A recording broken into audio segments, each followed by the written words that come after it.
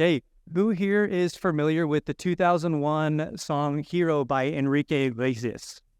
Okay, where he says, I can be your hero, baby. I can kiss away your pain. Oh, yeah. All right. So back in 2001, that was a very popular song. There was a way to it was a role model for the type of relationship that would be healthy. Okay. But in today's terms, it is cringe, as my 9-year-old son would say. And also, according to the oppression trap triangle, through the lens of the oppression trap triangle, it is also so cringe. Okay. So this is an adaptation of the drama triangle by my friend and mentor, Ta Whitty, who is a co-founder of the Condor Approach, where they teach emotional navigation and real life skills, where I'm also a coach. And so my hope with sharing with you today is that it can help you come off of autopilot with these different archetypes that could be playing out in your life, and so that you can be free to live the life that you want to without being stifled by the type of dynamics that these energies can bring into you. Okay? And so we've got victim, victor, and villain. And so if you're in the victim space, you might say something like, there's something broken about me. And if you're in the victor space, you might say, there's something broken about them. I need to fix. I need to heal something. There's something broken. I need to step in and help. And if you're in the villain space, you're going to say, there's something broken about you. You're cruel, you're mean, you're unjust. And as we're going through this, I want you to, if you're noticing that you might be in any part of this place, I want you to make sure to not bring any shame into this. Shame dynamics are going to keep us stuck in here. Shame is wrong, bad, broken, not enough, too much. All right? And so also, as we're going through, you might notice these terms. If you're wanting to be helpful, it is not helpful to say someone is in, like say you're pulling the victim card. Okay, so as we're doing this, don't let that enter into your realm. Okay, this is an awareness space to find out where you're at so that you can come offline with these things that can be keeping you stuck down. And so I'm going to be sharing with you 3 different ways that this can help you in your life. And the one is going to be with past circumstances that has happened in your life. And you can see how the triangle has played out in your life. Number 2 is with your current situations that could be playing out. And number 3 is how to not get pulled into the triangle when someone is playing one of these parts. We're going to help keep you out of there. So the very first one is going to be an example with my previous marriage. We're going to get a little personal here. So just to give you a little backstory, my partner at the time, her life was in kind of a hard place. Her house was in shambles. There was the area that they lived in, when gunshots went off, nobody flinched. It was a very tumultuous time. And so there was a hole in their wall that went to the exterior, and to cover that up, they put a dresser in front of there, and they put towels around to keep the bugs and everything out. And they also, like her shower, the shower was broken, and they'd have to use screws to pull the water out. And she'd have duck down to take a shower. And also her mother had committed suicide 1 year before we had met. And they also didn't have enough money for quality food. So malnutrition was running rampant in her family and in her life. And so what I would do is I would drive 30 minutes one way to her house, and I would bring her back to my house so that, and while I went to work, so that she could eat and then not be in that situation that she's in.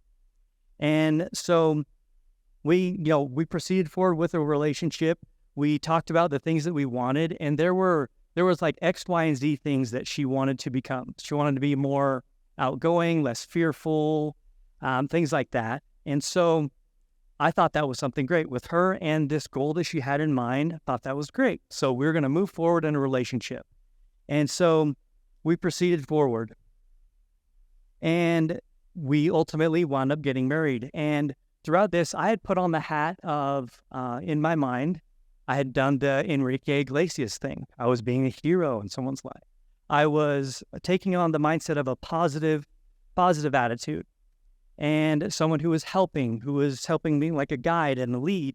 And so throughout the marriage, I was finding opportunities to be able to help her, to be able to lift herself out of this area, where there was fear, where she wanted to be more social, finding her situations and kind of like prodding her, being like, hey, these are things that you can do. And as they were met with resistance, then what was creeping into the relationship was resentment and anger and confusion on why someone wouldn't be taking advantage of this amazing opportunity that I was presenting to them. And I'd gotten revelation that if I provided her a stable foundation, that she was going to be able to accomplish these things in her life that both her and I wanted. And long story short, we wound up getting divorced. And what wound up happening is we applied the oppression trap triangle here. And without me knowing, all good intent, I had put on the hero hat. This is the title of the victor. I was the steward of righteousness. I put on this hat, and by giving her all of her answers, I was giving her advice. And what I did is we created a codependent relationship, which was not helpful for either one of us. She was in victim, and so she was the garden of peril. She was doing a lot of blaming, like these people need to change so that I can feel better. And what I wound up doing is when we look at the triangle here, I actually deepened her victimization of herself and not empowering her and giving her the tools to be able to lift herself out. And so whenever a sticky situation came up, I would either come scoop her up or she would come running to me, in which created burnout in our relationship, and we were no longer together. And so as it got to the end, she wound up, instead of being the victim in my story, she wound up being the villain to my story. And in so doing that, I was her hero, but then I wound up becoming the villain in the story as well. So we were doing this dance together. And then even further, when she didn't accept this amazing, stable foundation that I was giving her, that I also became her villain in her story. So by looking back on that, so this is on the past relationship, by looking back on that, I was able to give myself radical forgiveness for the parts of that story that I didn't know what was playing out. While we were going through it, it was just, we were doing this trauma bond, this trauma dance together. And so that's how we can take a look on a past relationship and see how we are playing that out. Then in our current situation, so I'd be laying on the couch, and we're talking on an anger scale, I'm at a 0. My son would come down and ask for milk, and I would just pop off to an 8, and I would just yell, and I get angry, and like, why are you asking for milk? And just being like not very cool about it at all. And then what wound up happening is that Summer, my wife, would come in, and she'd be like, McKalin, like, what are you doing? Like, give real milk. And she'd go get a milk, and I'd be upset and angry. It's like, you're harming the way that I want to be able to parent. And so I'm furthering in my victim as that is happening. And so, but this was going on for a long time, longer than it should have been. And then comes along the Condor Approach, where I'm also a coach here. And so they give me this framework, and I applied this framework to this situation that we have. And so the next time Rio comes down, he comes and asks for milk. I go from a 0 to an 8. I pop off again. And what I did is there's another tool, and it's called Take a PP, okay? And it's actually 3 Ps, but it's funnier saying it like a PP. It's take a pause, a pull back, and a physical scan. And so when we do that, we're able to take a pause, pull back, and physical scan, which is get out of your mind. And what happened in that moment is I heard the term, "What are you, a baby?" And I was like looking around, I'm like, what is that? Like, where is that coming from? That is not a term that I would say to him. That's not a term that I use. And in that moment, I realized that when I was his age, around 7 or 8, I was called a baby for asking for milk. And I don't know where it came from. It could have been friends, family, a TV show, a book I read. It actually doesn't even matter where it came from. But in that moment, as I made that subconscious conscious, it lost its power in our life. And what wound up happening is that I had made Rio the villain in my story. And so I was reliving the trauma as if I was a 7 or 8 year old and I was being shamed for asking for milk. And this was this trauma that kept happening here. And so by applying this, he was the villain. And then it was putting a signal out where Summer was having to come in and be the victor in this story. So I was pulling her into this triangle. And then I was the victim of the story because how dare my son ask for milk? Again, okay, these are blind spots. Be easy with yourself with the blind spots because it seems silly as I'm talking about now. He's asking for milk, right? Okay, that's kind of a silly thing to get angry about. And what happened is, and then when Summer gave him the milk, I got double victimized because it's like, how dare you, not let me run the way that I want to run, and I'm feeling these nasty feelings inside of myself. But by applying this, it broke our family free of this cycle that kept on happening.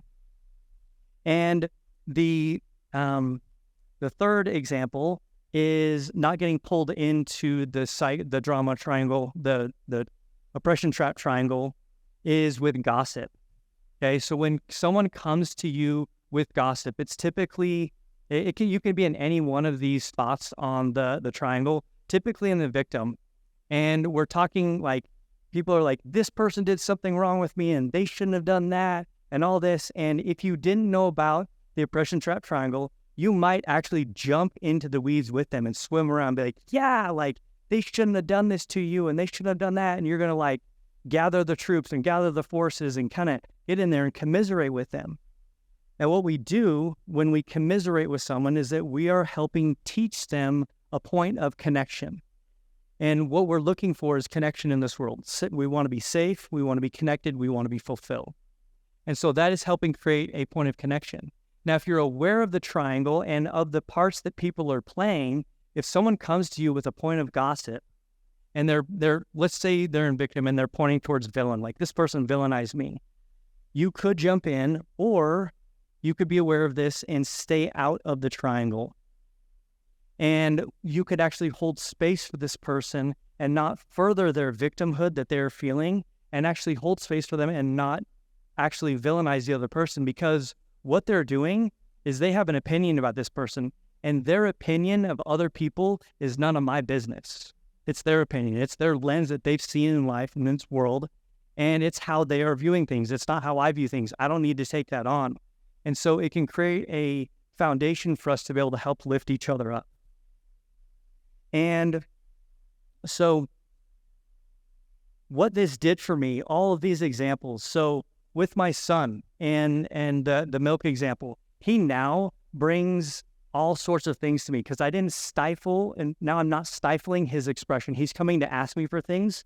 So now he actually comes and he actually talks to me about what happens in school. He asks me about random questions that, 8 or 9 year olds do that they're hilarious, and he comes and actually talks to me now. It's opened up our relationship. And with my past trauma with my ex-wife, I was able to have that radical forgiveness for myself. And so that I don't repeat those patterns in future relationships and all other relationships that I have. And with the gossiping, what's really nice is that I've done this pattern for so long that people don't really bring drama up to me. They don't bring the gossipy type things because I don't really interact with it. Okay, I don't further the gossip train there. Okay, and then so we've talked about a few things on how to get out of the trap. So one, if you're stuck in the victim, know that the victim is the strongest role in this triangle. If there is no victim, there's no victor or villain. So if you're noticing you're in this spot, it is an awareness space, being aware that you're in there, and also ego dissolution. Because you need to be able, like if you notice you're in here, we can actually be victimized to our victim. If we enter shame dynamics in there, then we're going to further this even more. And if you're in the victor space, it's to empower other people, to not give everybody answers. We see this a lot in the coaching world where people give a lot of advice. It's to empower other people. It's to ask open-ended questions. It's to give them back their authority.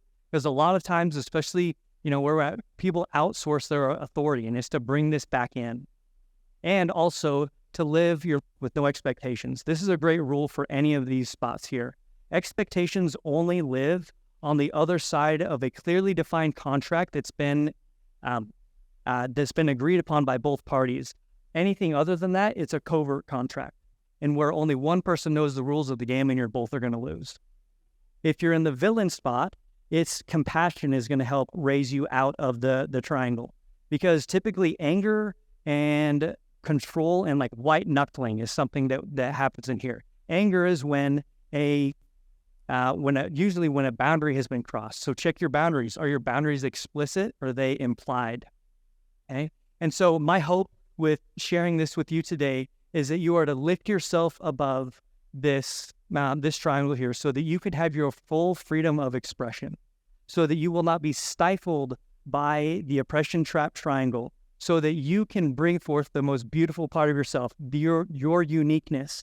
And that is what this world needs, is your beauty and your uniqueness. And I want that for you, and I want that for me. Thank you.